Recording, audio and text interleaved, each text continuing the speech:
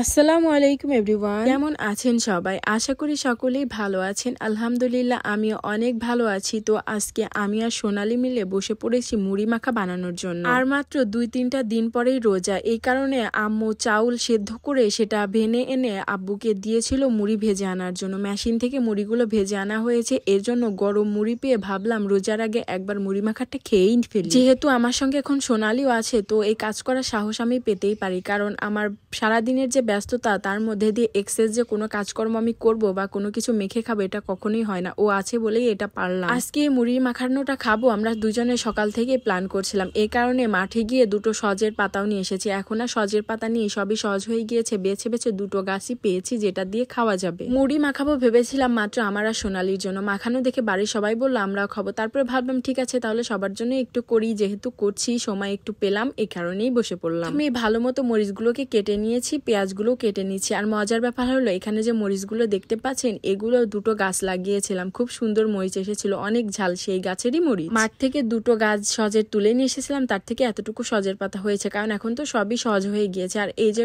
টমেটোটা আমাদের বাড়িতে শীতকালীন যে এত চলছে এখন পর্যন্ত কন্টিনিউ চলতেই আছে, অনবরত প্রতিটা বেলায় প্রতিটা ওয়াক্তে আমরা খাওয়ার সময় এই টমেটো, শসা, গাজর এবং বাঁধাকপি দিয়ে খুব সুন্দর একটা স্যালাড তৈরি করে খাই, যেটা আমাদের বাসার সবারই অনেক বেশি পছন্দ। এই রেসিপিটা আপনাদের সঙ্গে আমি একটা ভিডিওতে শেয়ার করব। রোজা আসতেছে, আমাদের বাড়িতে রোজার বাজারও কমপ্লিট হয়ে গিয়েছে, তারপরে খুব খুশি সবাই, কারণ রোজা আসতেছে। রোজা আসলে আমাদের বাড়িতে খুব সুন্দর একটা পরিবেশ তৈরি হয় এবং সকলেই খুব খুশি থাকে। পেঁয়াজ, মরিচ, ধনেপাতা, লবণ দিয়ে ভালো মতো একটু মাখিয়ে নেব যেন এগুলো মুড়ির সঙ্গে ভালো মতো মিশে যায়। আর মুড়িগুলো যেহেতু একদম গরম, এ কারণে পলিথিনে করে নিয়ে আসছি, এখনো কোনো ড্রামে আম্মু এখনো ঢেলে টাইমই পাইনি, তার আগেই আমি নিয়ে আসছি, কারণ গরম মুড়ি এটা দিয়ে খেতে দারুণ টেস্ট লাগে। যার সময় প্রতিদিনই ইফতারে মুড়ি মাখানো হয়, কিন্তু আমি অতটাও বেশি পছন্দ করি না, যতটুকু আর কি না খেলেই নয় তাই খাই, সবার সঙ্গে ফ্যামিলির সঙ্গে একসঙ্গে বসে খাই এটাই। পেঁয়াজ, মরিচ এখানে সরিষার তেল দিয়ে ভালো মতো মেখে নিলাম। শসা এখানে দিতে চেয়েছিলাম, কিন্তু শসা দিলে মুড়িটা একদম নরম হয়ে যায়, খেতে ভালো লাগে না। টমেটো দিলেও নরম হয়, কিন্তু আনুমানিক একটু কম। এই মুড়ি মাখা জিনিসটা না একা একা খেতে একদমই টেস্ট লাগে না, এটা যদি সবার সঙ্গে খাওয়া যায় তাহলেই মজা লাগে। আর আমার মেন একটা সমস্যা হলো আমি